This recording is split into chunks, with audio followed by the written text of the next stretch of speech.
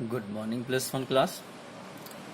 तो आगे हम अपने नेक्स्ट टॉपिक पे बात करते हैं। नेक्स्ट टॉपिक में हम बात करते हैं वैलेंस बॉन्ड थ्योरी। एल यहाँ आएगा, एल हमारे पास PALENC, वैलेंस बॉन्ड थ्योरी। तो वैलेंस बॉन्ड थ्योरी हमारे पास क्या बताती है? तो वैलेंस बॉन्ड थ्योरी के हिसाब से जो मॉलिक्यूल बनते हैं वो किस आधार पर या कैसे एक दूसरे के साथ में जुड़ते हैं। तो अकॉर्डिंग टू दिस थ्योरी, अगर हम इस थ्योरी के हिसाब से बात करें तो नंबर 1 हमारा जो पहला पॉइंट आता है, atom when two atom approach to each other, जब दो एटम एक दूसरे के नजदीक आते हैं, within a distance of the atomic dimensions, the wave of their valence electron will opposite spin. तो उनके जो वैलेंस इलेक्ट्रॉन एक दूसरे के साथ जो ओवरलैप होने वाले हैं, उन इलेक्ट्रॉनों का जो स्पिन है एक दूसरे के विपरीत डायरेक्शन में होगा। यानी अगर एक एटम का एक इलेक्ट्रॉन क्लॉकवाइज मूव कर रहा है तो दूसरे एटम का जो इलेक्ट्रॉन है वो एंटी क्लॉकवाइज डायरेक्शन में स्पिन करेगा, जिसकी वजह से उनके मैग्नेटिक मोमेंट एक दूसरे को अट्रैक्ट करेंगे। अब point number 2, the electron density in the region of overlap will be maximum. यानी जो एटमों के बीच का हिस्सा होगा, यानी जो एक दूसरे के ऊपर ओवरलैप होगा, ऑर्बिटल जहां पर ओवरलैप होगी वहां पर इलेक्ट्रॉन डेंसिटी ज्यादा होगी।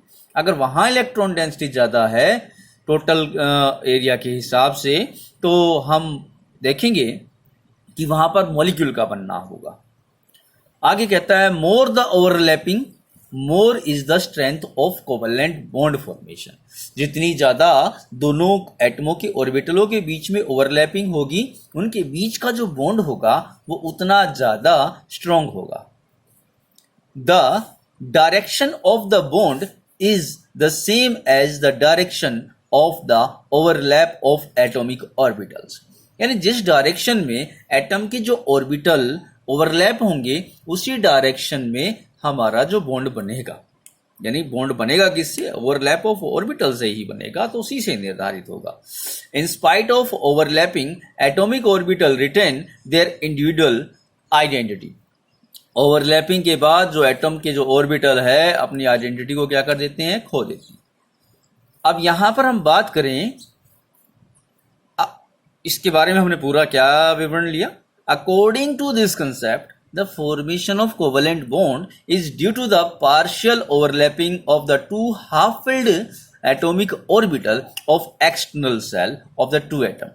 यानी कोई दो एटम है, उन दो एटम के जो सबसे बाहरी ऑर्बिटल है उनके पार्शियल अधूरे ओवरलैप के द्वारा वहां पर ऑर्बिटल ने एक दूसरे के साथ बॉन्डिंग बनाई है, containing 1 electron each of opposite spin. और ये जरूरी है कि उनके अंदर जो इलेक्ट्रॉन हो वो अपोजिट स्पिन होना चाहिए, और एक ऑर्बिटल के अंदर एक इलेक्ट्रॉन होना चाहिए, दो नहीं होने चाहिए, तभी ओवरलैपिंग होगी, और उनका स्पिन अपोजिट भी होना चाहिए।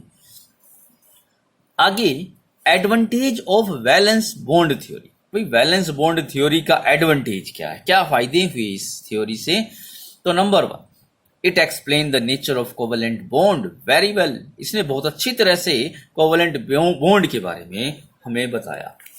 अब यहां पर it could explain the directional characteristics of the bond. इसने एक बॉन्ड के डायरेक्शनल कैरेक्टरिस्टिक्स, डायरेक्शन के बारे में भी समझाया। It could explain the stability of covalent bond on the basis of release of the energy by the bonding atom.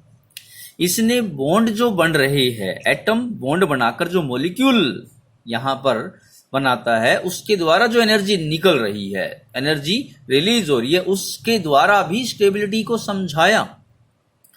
तो जैसे हम यहां पर लेते हैं formation of H2 molecule by the VB theory. भाई वीबी थ्योरी ने H2 मॉलिक्यूल के फॉर्मेशन के बारे में क्या बताया? तो मान लीजिए हम यहां मान लेते हैं एक हाइड्रोजन का एटम ये है, एक हाइड्रोजन का एटम ये है। इसे मैं मान लेता हूं HA, A atom of hydrogen, और इसे कहता हूं B atom of hydrogen. Na इसका न्यूक्लियस है, NB इसका न्यूक्लियस है, Ea इसका इलेक्ट्रॉन है और Eb इसका इलेक्ट्रॉन है। अब देखें जो मॉलिक्यूल बनते हैं अभी थ्योरी में, उनमें अट्रैक्टिव फोर्स अगर ज्यादा होगा रिपल्सिव फोर्स से तो मॉलिक्यूल बनेगा, बॉन्ड बनेगा, और अगर रिपल्सिव फोर्स ज्यादा होगा अट्रैक्टिव से तो बॉन्ड नहीं बनेगा। तो हम कैलकुलेट करते हैं अट्रैक्टिव और रिपल्सिव फोर्स के बारे में। Attractive force between the HA and HB। Attractive force कौन कौन से होंगे? इसका इलेक्ट्रॉन इसके न्यूक्लियस से अट्रैक्ट हो, यानी attraction between the Ea and NB। इसका इलेक्ट्रॉन इसके न्यूक्लियस से अट्रैक्ट हो, मतलब attraction between the EB and Na। अब रिपल्सिव फोर्स कौन कौन से होंगे? रिपल्सिव फोर्स में हम बात करें between the Ea and EB। Ea electron, दोनों एटमों के इलेक्ट्रॉन एक दूसरे को रिपेल करेंगे, नेगेटिव नेगेटिव चार्ज है, और between the Na and NB दोनों न्यूक्लियस पर पॉजिटिव चार्ज है, तो वो भी एक दूसरे को रिपेल करेंगे। तो देखें यहाँ इलेक्ट्रॉन जब घूमते हुए यहाँ पर आएगा तो न्यूक्लियस से ज्यादा नजदीक होगा, और जब इसका इलेक्ट्रॉन यहाँ आएगा तो इसका इलेक्ट्रॉन यहाँ होगा। जब ये इलेक्ट्रॉन घूमकर इधर चला जाएगा तो इसका इलेक्ट्रॉन इधर आ जाएगा, तो यहाँ से इससे न्यूक्लियस की नजदीक ज्यादा हो जाएगी। यानी अट्रैक्टिव फोर्स हमेशा यहाँ पर ज्यादा रहेगा, क्योंकि देखो दो केस अट्रैक्टिव के, दो रिपल्सिव के। यहाँ डायरेक्ट पता नहीं लग रहा है कि अट्रैक्टिव ज्यादा है या रिपल्सिव, मगर डिस्टेंस वाले टॉपिक को देखें तो वहां से पता लगता है कि अट्रैक्टिव फोर्स ज्यादा रहेगा रिपल्सिव फोर्स से।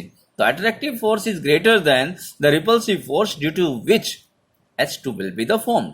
तो चलो अगला केस हम H2 पॉजिटिव, H2 नेगेटिव और हीलियम मॉलिक्यूल He2 के बारे में नेक्स्ट वीडियो में बात करते हैं अकॉर्डिंग टू दिस थ्योरी, कि वो बनेगा या नहीं बनेगा, नहीं बनेगा तो क्यों नहीं बनेगा।